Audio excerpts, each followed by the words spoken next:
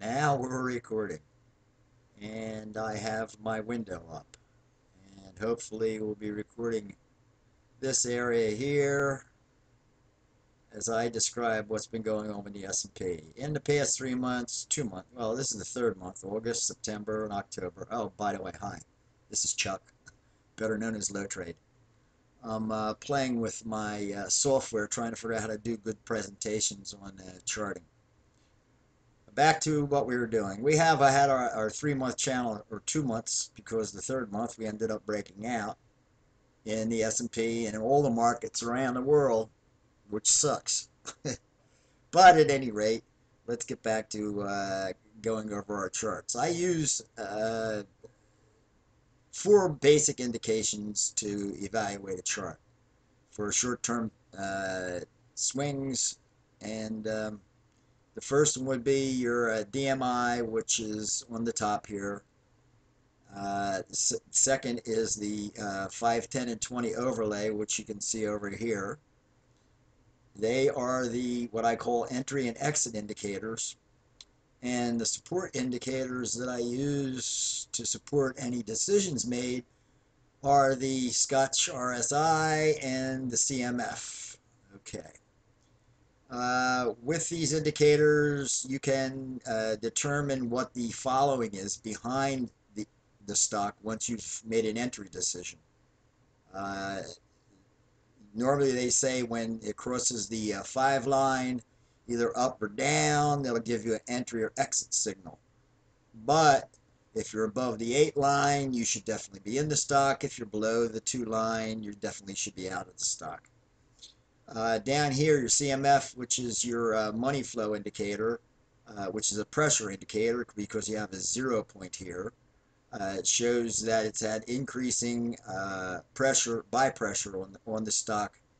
And if you come up here, let's go to where the first indication, early entry, occurred.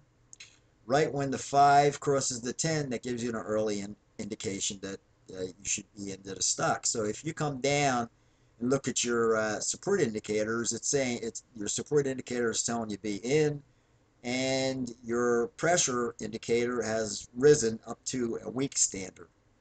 I guess I should cover that also. The normal rule of thumb is if it's below 0.1, it's weak buy pressure. If it's below 2.5 to 0.1, it's average buy pressure. And if it's above 2.5, it's strong buy pressure. Let's put some lines up here on that and show you where they're at. There's your weak. There's your average. And your strong is above. Now,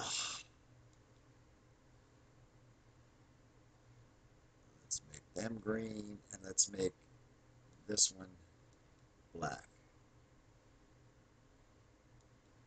That's the way it works. Okay, so we have a cross of the 5 and 10. The next indication would be the confirmed indication, which would be a cross of the 10 and 20, which occurs right here. Okay. So we have a buy signal, an early buy signal, and a confirmed buy signal with these indicators. Now, if we scoot up and watch at the other entry, look at the other entry signals, the 5, 10, and 20 was giving an early signal before the 10 and 20 gave an early signal. I mean, before the DMI gave an early signal in this case, and the 10 gave a confirmed before the ADX started turning up. Now, I've noticed over the years, even though I use them interchangeably, because sometimes the DMI will give a better indication of a stock, and sometimes the 5, 10, and 20 will give a better indication of stock. I say that what is better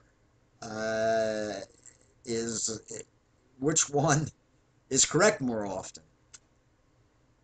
That don't make any sense at all. Let's skip that. I'm just wasting my time. But at any rate, when a cross occurs, that's an early with your DMI. When a cross occurs, that's an early indication for entry. And after the cross occurs, whichever indicator is on top, either the red negative or the green positive, once the ADX line starts turning up and going in the same direction as the line on top, that's a confirmed indication that there's a continuation in the trend. And as you can see here, there has been no indication of a continuation of the trend until right about here. This is where the ADX line started turning up and going up. Now let's add another line right there. So let's make this red. For our DMI, our early indication for early entry was right about there. And our confirmed entry was right about there when it first started turning up. So let's go down and look at our support indicators out of these two exit and entry indicators. As you can see, it doesn't matter. The support, the Scotch RS support is telling you to be in at both indications. And previous to the 5, 10, and 20, it was increasing, but after that, it was decreasing. So you're weakening support. So that was telling you basically that this is a fake out. Your early indications for 5, 10, and 20 and for your DMI were a fake out as far as the confirmation from the interest within the retail buying group. Not until you got a confirmed indication in your 5, 10, and 20, and not until you got a confirmed indication in the DMI did this thing really break out. Now this is why I say 5, 10, and 20 I like a little bit better, because the 5, 10, and 20 normally is a little bit earlier, but you have slightly higher risk of getting faked out. Your confirmed, your DMI, which I used to use years ago all the time, strictly and only, will show you that you're getting an indication for early entry here and a confirmed entry here, which with your support, you have your confirmed entry and your early entry while it's in BN state and while the buying pressure was increasing. So it's a little safer. It's a little slower, but a little safer. You miss some of the run, but you don't have a chance of getting faked out by here.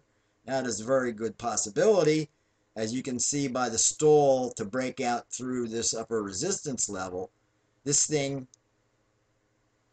if whatever powers be caused this thing to break out north and the S&P to rally the past week, weren't around and didn't do it, this thing could have broken and come south, as indicated by the reduction in buying interest in the stock.